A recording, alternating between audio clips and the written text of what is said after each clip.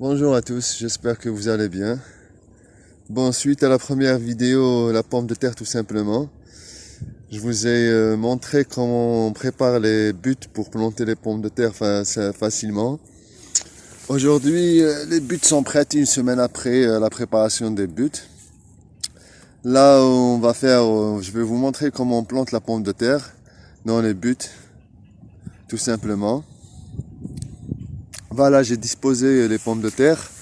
Comme vous voyez, les pommes de terre étaient dans une cave. Voilà, il commence à germer. Là, comme vous voyez ici, il y a le germe qui commence à apparaître. Alors, c'est le moment de les planter. Et pour la pomme de terre, en fait, c'est-à-dire la pomme de terre que vous allez trouver en jardinerie, il y a la pomme de terre F1 qui est en fait modifiée génétiquement. En fait, c'est une pomme de terre qui est classée comme suit, c'est-à-dire en 3 phases. Il y a la A, la B et la C. En fait, la A, c'est une pomme de terre, c'est-à-dire quand on est en première phase, elle produit beaucoup. Et on peut garder les pommes de terre pour les replanter une deuxième fois. En ce qui concerne la B, elle produit moyennement.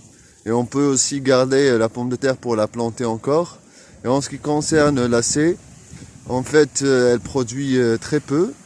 Mais ça y est, elle produit plus. C'est-à-dire on peut plus garder la pomme de terre pour produire une troisième fois. Et il faudra en racheter. Et ça, c'est le problème des produits F1. C'est-à-dire qu'on est toujours dépendant des fournisseurs de graines, de semences et ainsi de suite. Et la meilleure manière d'être autonome en pommes de terre, c'est d'acheter de la pomme de terre dans les magasins bio ou chez les anciens qui ont de la pomme de terre reproductive.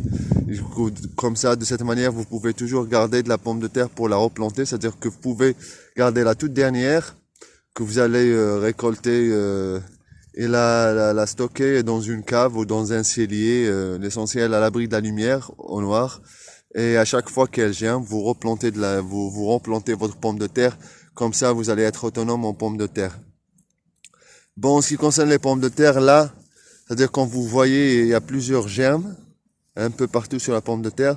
En fait, vous pouvez couper la partie où il y a des germes, c'est-à-dire vous pouvez couper par exemple ici et planter cette partie toute seule et ici planter cette partie toute seule. Comme ici, comme vous voyez, je peux la couper en deux et avoir deux plants de pommes de terre.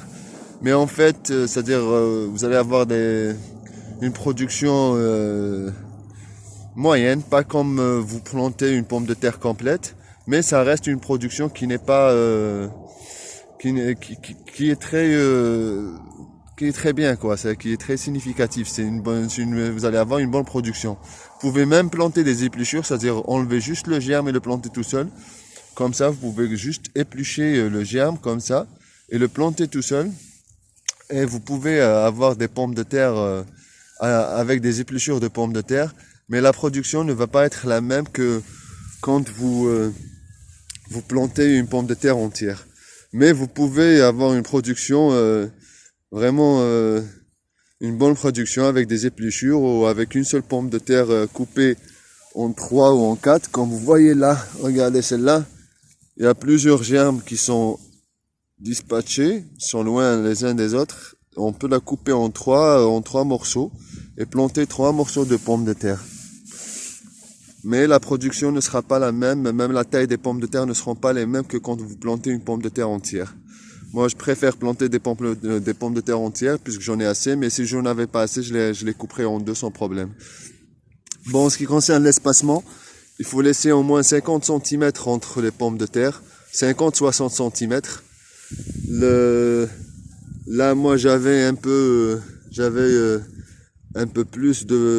beaucoup plus de pommes de terre à planter, alors j'ai serré un petit peu, c'est pas méchant. Mais voilà, je les ai disposés justement je les dispose à l'avance comme ça pour ne pas oublier là où j'ai planté. C'est fait exprès. Comme ça, vous allez respecter les espacements entre les pommes de terre.